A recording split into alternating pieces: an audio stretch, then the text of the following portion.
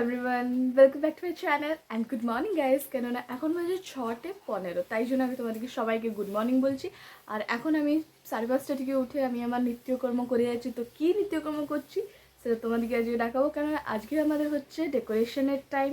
So আজকের দিনটা totally আমি ডেকোরেশন জন্য করবো, আর কী কী সকাল থেকে রাত পর্যন্ত করে যাচ্ছি সেগুলো সব তোমাদেরকে দেখাবো। সো সকাল থেকে উঠে আমি আমার নিজের পড়াগুলো সেরে যাচ্ছি।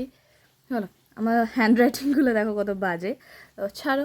আর এখানে কিউট গণেশের সাথে বসে আমি আমার বুদ্ধিটাকে ভ্রষ্ট করে যাচ্ছি, মানে বাড়িয়ে যাচ্ছি, ভ্রষ্ট মিন্স বাড়িয়ে যাচ্ছি। তো এখন টাইম হয়েছে দেখো, গুড মর্নিং এভরিওয়ান। সকাল থেকে উঠে ব্রাশ টাশ করে তারপরে আমার এখানে বাচ্চা মানে স্টুডেন্টরা চলে এসেছিলো, যাদেরকে আমি টিউশন করাই।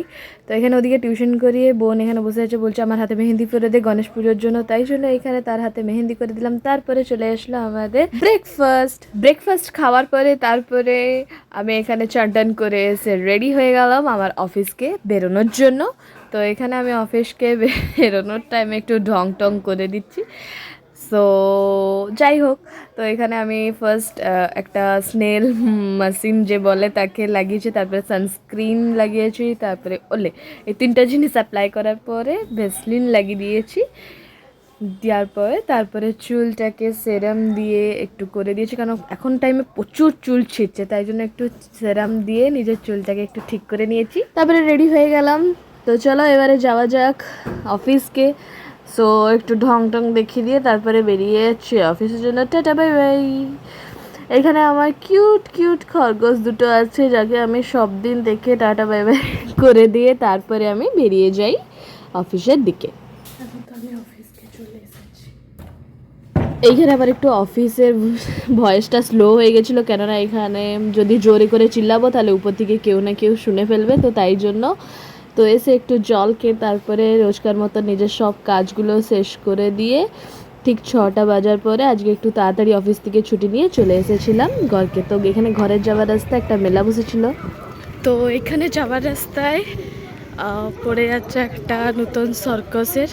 তো তোমরা সবাইও দেখো, অনেক দিন পরে এই জিনিসটা এখানে পড়েছে।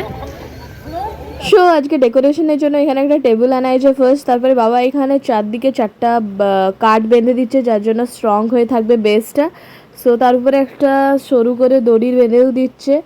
এখানে আমি টাইম ল্যাপস দিয়ে দিয়েছি, যেখানে তোমরা সব দেখতে পারবে যে আমি কি কি করছি। এখানে পেছন দিকে একটা পর্দার মতন লাগিয়ে দিয়েছি, তারপরে এখানে উড়ে যাচ্ছিলো বলে খালি সেলোটেপ দিয়ে তাকে ইয়ে করার পরে তারপরে টেবিলটাকে সরিয়ে আগে টেবিলটাকে পুছাও হয়েছে, তারপরে এখান থেকে ঝাউ গাছ আনা হয়েছে।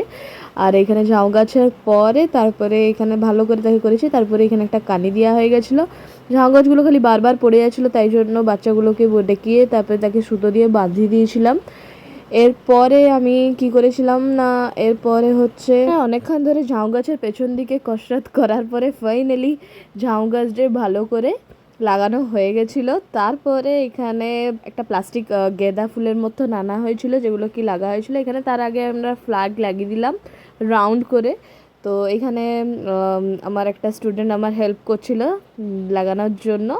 তারপরে এই গেঁদা ফুলগুলো লাগানো হয়েছিল চারিদিকে, তো খুব সুন্দর দেখা যাচ্ছিলো গেঁদা ফুলগুলো। এর উপরে আরেকটা এনেছিলাম ফুলের মতন, ঘন্টি মতন যে বলে, বেল ছিল, তো সেটা সামনের দিকে দুটো লাগিয়ে দিয়েছিলাম।